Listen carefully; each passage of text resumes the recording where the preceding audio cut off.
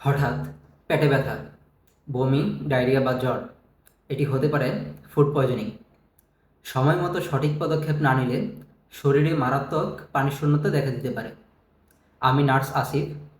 আজ জানব food poisoning হলে কী করবেন। প্রথমত, প্রচুর পরিমাণে বিশুদ্ধ পানি পান করুন। বারবার পাতলা পায়খানা বা বমির কারণে শরীর থেকে অতিরিক্ত পানি ও লবণ বের হয়ে যায়, তাই ওরসালাইন পান করুন, যা খুবই গুরুত্বপূর্ণ। দ্বিতীয়ত, হালকা ও সহজপাচ্য যে খাবারগুলো আছে, যেমন খিচুড়ি, ভাত, কলা, টোস্ট বা স্যুপ ও মশলাযুক্ত খাবার, এগুলো এড়িয়ে চলতে হবে। তৃতীয়ত, পর্যাপ্ত বিশ্রাম নিন এবং শরীরের অবস্থা পর্যবেক্ষণ করুন।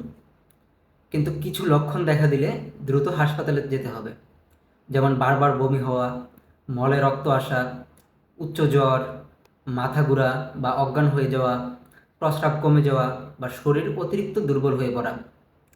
মনে রাখবেন, ডাক্তারের পরামর্শ ছাড়া অ্যান্টিবায়োটিক বা অন্য কোনো ওষুধ সেবন করা যাবে না। সচেতন থাকুন, নিরাপদ খাবার খান এবং সুস্থ থাকুন।